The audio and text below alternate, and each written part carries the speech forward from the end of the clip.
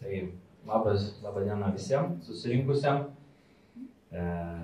Mes turbūt esam tie 3 stilingi egoistai. Aš ne egoistas. Gal aš stilingas egoistas, o čia 2 gastroegoistai, nežinau kaip pavadinti. Bet taip greit peršokame į kitą temą, bet galbūt šiek tiek vis tiek susijusią. Tai mano dešinėje jūsų kairėje yra Paulius Jurkevičius, knygos Dėl skonio ginčijamasi autorius, su kuriuo aš turiu šiokius tokius ryšius, esame susiję. Ir mano kairėje, jūsų dešinėje Aidas Puklevičius, rašytojas, publicistas. Ir dabar iš karto griebiam jauti už ragų. Tai šita knyga jau antra yra apie gastronomiją iš Pauliaus. Tai visų pirma, paprastas klausimas, koks žanras šitos knygos? Ar čia yra, kai šiandien perskaičiau 15 minučių LT komentarą vienam straipsnį, sakau, Pauliau, tu gal dėk tik tai receptus, o ne straipsnius rašyk, nes taip geriau. Tai kas čia yra? Čia romanas, ar čia receptų knyga, ar čia patarimai, ar čia vadovėlis, ar dar kažkas kitas? Labą dieną, sveiki. Na, yra iš tikrųjų romano užuomazga, bet paties klausimas, tai turbūt sunkiausias klausimas, į kurį aš nesugebėčiau atsakyti. Į kurį aš nesugebėčiau atsakyti, nes neįmanoma apibūdinti tos knygos žanro. Yra dienoraštis asmeninis, yra reportažai, konkretus labai reportažai iš įvykio vietos. Yra praeitis, yra šiek tiek ateities. Yra tai, kas susidėlioja per nuo to momento, kai aš pagalvojau, kad dėl to daikto reikia ginčytis. Aš jeigu pradėsiu nuo savęs, tai kaip pasakyti, kad buvo ta frazė dėl receptų. Man atrodo, kiekvienoje šalyje, kurie tik tai pradeda įžengti į skonio kultūros suvokimą, o ilgą laiką mūsų tas suvokimas buvo labai užkonservuotas sovietinėmis sąlygomis, ir po to pradėjome eksperimentuoti šitą suvokti, yra 3 stadijos. Pirmoji, pradinuko stadija, tai yra būtent receptų knygos. Ir mes jau turime lietuvišką autorių labai nedaug receptų knygų, parašytų suprantamai, nuo kurių žmonės gali pradėti šeimininkauti, suprasti, kad gaminti maistą nėra taip sudėtinga. Beata atliko tą funkciją labai gerai, po to dar kitų autorių yra. Antroji stadija tai yra skonio filosofija. Skonio filosofija, skonio estetika, skonio etika, tai jau pradame šnekėti apie skonio suvokimą šiek tiek plačiau, ne tik tai kaip taikomąjį dalyką, kaip receptą, bet kaip tai veikia mūsų jausmus, kaip veikia mūsų gyvenimo pajautimą, kaip veikia mūsų elgseną.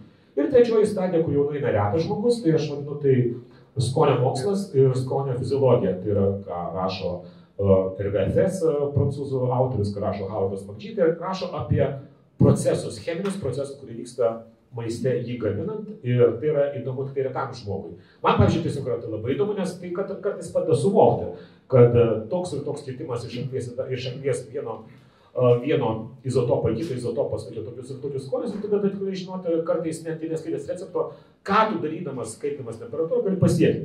Tačiau Pauliaus yra ir tiek pirmoji, tiek antroji knyga yra to, kad ji pradėjo užpildyti tą spragą, kuri buvo antrajame lygyje. Nes kito lietuvių tarp mūsų autorių buvo tik tai receptai, daugiau nieko. Nebuvo rašoma apie nei skonio estetiką, nei skonio filosofiją. O dabar rašoma ir dėl to tai, manau, yra labai gerai. Ir būtent tie straipsniai yra labai gerai. Nors kartais, kol mes su Pauliumi susiginčijom, pavyzdžiui, dėl prieš paskutinio, nors, pavyzdžiui, paskutinis pats šviežiausias, tai buvo, būtent vieno žodžio galėčiau pasirašyti dėl tų žvaigždžių kvietimo. Bet dėl tos receptas, suparties ir panašiai, čia jau mes ginčytumės, kodėl. Taip, sekantis klausimas apie pavadinimą knygos yra nuo senovės laikų tokia labai visiems gerai turbūt žinoma patarlė degustibus non est disputandum, ką paprasčiau išvertus, kai aš kiekvieną kartą klausdavau savo draugų, sakau, tai kokio velnio tu tą kečupą pili ant picos, jeigu jo ten nereikia. Ir man atsakydavo, man taip skanu, dėl skonio nesiginčijama, jeigu tau neskanu, tai tavo problemos yra. Kodėl toks pavadinimas, kad visas pasaulis nuo seniausiai sako, kad dėl skonio nesiginčijama, o Paulius Jurkevičius patraukia rankinį stabdį ir sako, dėl skonio ginčijamas? Taip. Iš tikrųjų, knygos pavadinimas neturėtų būti. Mano pirminė mintis, kad knyga turėtų vadintis taip, nebūk gurme. Nebūk gurme, nes tai yra prakeikimas kryžius. Vieną kartą jo tampi, tai gyvenimas pasikeičia. Na, bet leidykla gal teisingai įtikina mane, kad reikia grįžti prie to pavadinimo, kuriuo vedžiau Žinių radijui pusę metų laidą. Visi sakė, kad buvo gera laida. Ir tai mano irgi buvo sugalvotas pavadinimas. Bet dėl tos, kur Simonas minėjo, lotiniškos patarlės, tai aš manyčiau, kad tai yra popsas plebsai, kurio prasme. Tai buvo plebėjai, tų žemųjų Romos sluoksnių posakis, nes ginčytis apie maistą nėra galimybių tada, kai nėra galimybių gero maisto paragauti. Ir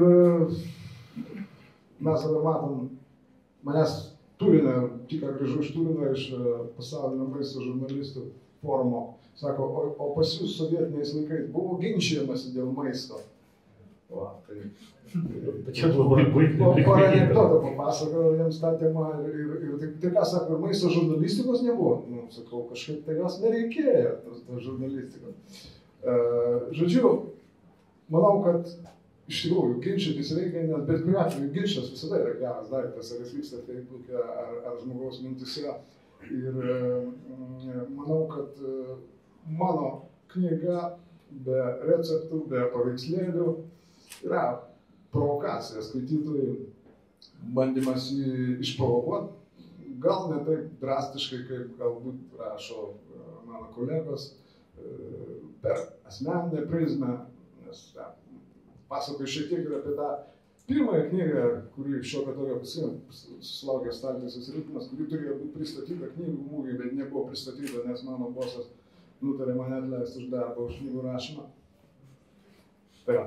Žodžiu, yra dienoraštis, istorijos, yra piktų minčių ir nebus tai lengva lektūra jums, iš karto pasakau, o gal ir bus, ką žinau.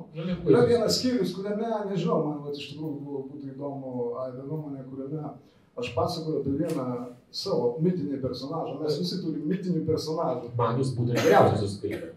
Nes jis man buvo visiškai nepažįstamas, kitus dalykus aš buvau skaitęs 15 minučių ir dėl to tiesiog nujaučiu, kad antrą kartą tai skaitau, o šitas man buvo visiškai naujas ir dėl to jis turėjo būtent jau romano požiūrių ir jis man labai gražiai sujungė senąją kultūrą gastronominę, kuri egzistavo Lietuvoje iki sovietinės okupacijos, po to tą visišką dingimą, kai visą tai, ką mes turėjome, pakeitė viena knyga, kuri vadinasi knyga «Avkusnai polezniai piščiai».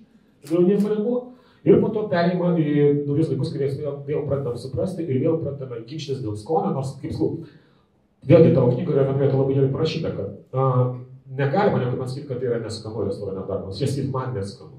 Visuomet ginčytis reikia suvokti, kad tai yra subjektyvu. Tai negali būti tokių objektyvų dalykų. Na, gerai, kartais galbūt gali objektyvų dalykų, sakykime, dėl to paties ketšupo, kad mes žinome, kad jis tinkamas tai ten, kai mes valgome visiškai beskonį maistą. Na, dešrelis kažkokios adarpanos. Jis kažką bent ištraukia iš jo pagyvina. Tačiau visai kitą atvejus užmuša natūralų skonį. Lygiai taip, kaip neįmanoma, kodėl yra ginčytis, kurio šalies virtuvė geresnė, nes tai perdėm subjektyvu. Bet ginčytis dėl to, ar šitam dalykui reiktų daugiau parmidžano, ar šitam dalykui geriau tiktų pekorino, ar dar ką nors, tai visuomet yra įmanoma, nes galų galia ginčuose mes ginčiamės ne tam, kad įrodytume, ne visuomet ginčiamės, kad įrodytume savo tiesą. Mes ginčiamės kartais tam, kad norėtumėm kitam žmogui pasakyti galbūt tai, ko jis nežinojo. Ir tai ginčas nebūtinai reiškia, kad norime kažką primesti, uždominuoti ar dar ką nors. Kartais tai tiesiog yra keitimasis nuomonėmis, kurį mes vadiname ginču dėl to, kad tos nuomonės yra skirtingos. Tai čia irgi vienos iš tokių nuomonių yra teikimas šitai knygoje. Ir aš tikrai vienintelę problemą turiu, tai nes pastebėjau, kad Paulius yra labiau italas negu italai. O italai yra maisto atžvilgiu žiauriai konservatyvūs. Tai ir tikrai, ir dažnai aš norėjau paklausti, tavęs patvirtinimų, ar tikrai italai yra tokie konservatyvūs maisto atžvilgiu? Na, aš jeigu būtų atsakymas, ne, tai turbūt ir tos knygos nebūtų buvę. Nes jeigu popiežius paskutinis Pranciškus nutaręs pavalyti Vatikano kuriją vieną naują ritualą įvedė. Kaip tik dabar tas ritualas šiuo momentu vyksta Romos Švento Petro aikštėje angelo malda. Ir jis pabaigoje palaiminė sako, buon pranzo, gerų pietų. Tai rodo tiesiog būtent tą įsišaknyjusi kultūrinį sluoksnį, kurį atlieka būtent gastronomija. Ir kaip aš įsivaizduoju, nėra itališkos virtuvės. Yra mamos virtuvė, yra senelės virtuvė. Ir jeigu mama savo pieną duoda, tai nežinau, italų mamos tai turbūt lazanė iš karto. Ir kas svarbiausiai, tai vaikas nuo mažens, ir būtent tą temą irgi norėjau paliesti, vaikas nuo mažens pratinamas kritiškai žiūrėti į maistą, kritikuoti. Pirmas kritikos objektas tai yra mama, ta pati senelė, kuri vieną kartą lazanę gerai padaro, kitą kartą blogai. Ir būtent čia gimsta pirmieji tie ginčiai. Bet dabar Italija visą laiką atsakydamas šiek tiek į tavo klausimą, Italija visą laiką tas lyderis, kuris patempė pasaulinę nuomonę įvairiuose ginčiuose dėl maisto ateities. Dabar tam pačiam turinė maisto žurnalistikos forume buvo pristatyta 40 knygų, kurios išėjo apie maistą per paskutinius metus. Įvairių autorių, ne italų. Ir aš taip nustebau, kad viena tema vyrauja – pramoninis maistas, kaip jam atsispirti. Nekalbam apie tą šlamštamą įsigryną, bet apsirai gerus dalykus, kurie gimsta fabrikuose.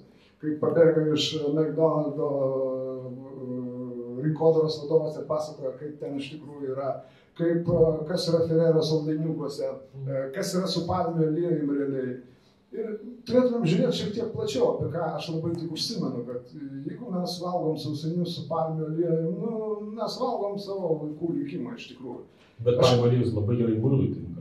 Aš nesu kažkoks ekologistas, ten nepradeda aiškinti, kad būkit veganai, neleiskit pirkti palmių, bet aš tik noriu pasakyti, kad valgymas yra tas aktas, kuris turi būti atsakingas. Žmogus turi būti pats piktas savo atžvilgiu galvodant. Žinau, kad Aidas yra toks, kaip sakyti, labai liberaliai viską žiūri. Aš ne tiek liberaliai, aš manau pavyzdžiui, kad yra daugybė žmonių, kurie negali sau leisti. Nes tik geras maistas kainuoja. Geras maistas kainuoja, o mes, nors nepaisant to, kad šiuo metu žmonėje gyvena beprecedentinės, sakysime, gerovės sąlygoms gyvas kokios buvo anksčiau, ir amžiaus ilgis, ir tų karų netgi dabar yra mažiau, ir netgi terorizmo aukų, sakysim, toj pačiai Italijai niekuomet nėra buvo kaip 88 metais, kai sprogdino tada, seniau dar palauk, kai buvo šitą geležinkelio stotis sprogdinta. Bet vis tiek dar yra daug žmonių, kuriems tas pramoninis, ne tiek, kad pramoninis, bet, sakysime, didelėse fermos užaugintos vištos yra vienintelė višta, kuris gali sau leisti. Nes jis laisvai lakstančias negali, nes jo vertybė ją brangiau kainuoja išauginti. Ir tie žmonės, čia mums galbūt reikia galvoti apie tai, kaip padaryti, kad žmonės daugiau uždirbtų, kad galėtų sau leisti. Tai tai, ko yra svarbiausias dalykas. Na ir aš dar šiek tiek grįždamas prie to skyriaus, kurį pagyrė Aidas ir kuris šiek tiek iškrenta iš tos knygos, tai būtent antra dalis, kuri pasakoja apie mano asmeninį ideologą. Tai yra pirmas bandymas, gal ne pirmas, bet aš manau, galbūt pirmas bandymas pakalbėti apie gurmė poziciją tarpukaryje. Tarp tuo metu būtent, kai Lietuva kūrėsi ir Kaunas buvo geros architektūros centras ir Lietuva gyveno gerai ir buvo restoranai ir ta. Tai mane labai domina tas laikotarpis, kaip mes valgėme, kaip žiūrėjome, kaip ginčijomės, ką gėrėme nuo 18 iki 40 metų. Ir dar įdomesnis momentas yra, ką aš bandau papasakoti, kaip staiga mes valgėm lietuviškai iki, tarkim, 45 metų, o paskui tarsi kažkas paimtų ir restoranų valgiaraščius pakeistų ir padėtų kitaip. Net ir žodžiai kitaip pradėjo įgauti prasmę.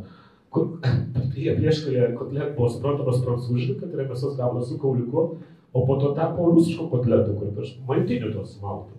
Tai jo, ten vyko keisti dalykai. Man atrodo, kad ta transformacija yra tokia dėl to, kad 18 metais mes vis dėlto perėjome nuo carinės Rusijos, kuri šiaip ar tai ji buvo pastatyta prancūzų virėjų ir tai buvo normalaus maisto, o 40-ais tai vyko visiškai tas kraštinis radikali transformacija. Ir man net keista, kad skaitant tavo knygą, kad tas gurmė sugebėjo netgi tais metais vis tiek kažkokius išgaudyti likučius šito, kažkur kažką rasti ir kažkur kažką padaryti, nes tikrai būti gurme yra didelis prakeikimas. Čia tas pats, kaip tu kartą paragauji gero vyno. Ir tu tada supranti, kad tu nebegali gerti blogo vyno. O tai kerta ir per kišenę, tai kerta ir per įpročius, ir tada supranti, kad geriau tada rečiau, bet tada jau leisiu savo tada tai normalu. Ir aš netgi, man tokia atėjo mintis, kalbant apie būtent tą laikotarpį sunku, sukurti tokį netgi naują terminą - gastronominė rezistencija. Mes, nežinau, aišku, čia gal fantazija ir fantastika, bet vienas istorikas netgi mane pagyrė. Mes žinom, kad buvo rezistencija žemynėse, partizanai, mes įsivaizduojam, kaip jie su ginklu kovojo prieš ginkluotą priešą, bet buvo ir kitokio lygio rezistencija. Buvo žmonių, kurie tarpukaryje tapo valgymo lyderiais, inteligentais, kaip juos pavadintum, elitas, tas tikrasis gerasis elitas, ir staiga jis turi pereiti prie rusiškų barščių ir prie tos visos sovietinio obšepito sistemo. Ir jis, tas žmogus, bando priešintis tuo, kad jisai degtinę gerdavo iš mažų taurelių Liberty stiliaus, o atvažiuoja žmonės ir sako, ką tu turi gerti degtinę iš stakano. Ir dar klausimą iš to, kad yra lyderiai. Tas dalykas man iki šiol galvoje netelpa, kaip visa nacija neilgai nesipriešino, nebuvo. Manau, kad jis buvo ir tas vienas personažas bandymas parodyti, kad buvo žmogus, kuris pasakė, o aš nevalgysiu taip, kaip jūs man liepsit valgyti. Čia dar man netgi primena tokia panašiai istorija, šiek tiek kitokia istorija, čia Antrojo pasaulinio karo metai, okupuota Prancūzija ir kaip įvyko tikra rezistencija, vokiečiai naudos rekvizuodavo vyną iš prancūzų piliečių kainomis. Ir prancūzai galvodami, kad nieko jie nesupras, Vermachtas supildavo prastą vyną. Ir supildavo prastą vyną, po to būdavo antroji rezistencijos stadija, tą sąstatą traukinių perimdavo partizanų, išpuldavo ir labai nusimildavo radę prastą vyną. Ir vėl mus apgavo, ir vėl mes buvom antri tik tai. Labai trumpas ir konkretus klausimas. Dabar paskutiniu metu vis daugiau Lietuvoje rašoma apie maistą ir knygų ir publicistikos apie gastronomiją ir maistą išeina vis daugiau. Tai dėl skonio ginčijamasi, kam yra skirta šita knyga, ar blogeriams, ar žurnalistams, ar heiteriams, ar namų šeimininkėm, ar šefams restoranų. Kas skaitys šitą knygą? Dar vienas sunkus klausimas. Mes čia galim padaryti tokią priešingą reklamą. Skaitys tie, kurie neskaito receptų knygų. Nes aš manau, visa mūsų gastronominė žurnalistika anksčiau vėliau pereis etapą receptų. Ir po trupučiuką pradės į maistą žiūrėti kitaip. Todėl tie, kurie bent kartą į savaitę nepagamina kažko pagal receptą, galės tą knygą skaityti, tai grubiai tariant. O šiaip aš tikrai negaliu atsakyti šitą klausimą. Gal kaip tik klausimas tada Aidui, kuris gal kažkiek jau žiūrėjo ir parašė įžanginį žodį šiai knygai, kalbėdamas apie įspūdį, kuris ateina per mūsų skirtingus pojūčius, kaip čia cituojant, per akis, ausis, pirštų galiukų, šnerves ar gomurį ateina šitas pažinimo džiaugsmas. Tai ar tau atėjo šitas džiaugsmas ir per kurią vietą atėjo? Tai yra dar toks dalykas, net įskaitant, malonumas yra toksai, kad kartais tau skanu yra skaityti. Skanu skaityti, nes žodis, kai kurie žodžiai turi tokią fonetinę išraišką, kad jūs malonu ištarti. Ir tu tardamas žodį kažkaip iš karto, kad tau burnoje malonus skonis. Ir yra netgi tokie dalykai, kad čia didelis labai menas, bet tu gali irgi išmokti taip rašyti, kad raidės dėliojamas ne tik pagal prasmę, bet ir tai, kad jos gražiai atrodo estetiškai. Čia tą daugiau papasakoti, kad ne tik rašyti, tiek dizaineriai, kurie dirba su žurnalų viršeliais ir kaip bando pasiekti šitą efektą. Man šitą knygą buvo skanu skaityti. Skanu skaityti dėl to, kad tai yra apie dalykus, kurie man yra malonus, man yra įdomus. Man visuomet maistas buvo ne tik tai, ką aš dedu savo į burną, man tai buvo ir žmonės kultūros išraiška. Tai yra tai, ką žmonės ir dažnai netgi kartais vargo veda, nes daugybė garsių receptų yra kučinė della povera. Tai yra vargo virtuvė, kai moteris kaimuose bandydavo kažką išrasti iš visiškai prastų dalykų. Aš nežinau, ar atlikusių žarnokų, ar dar ko nors. Ir pagamindavo tokius dalykus. Ir pastalą karbonarą, kiti dalykai.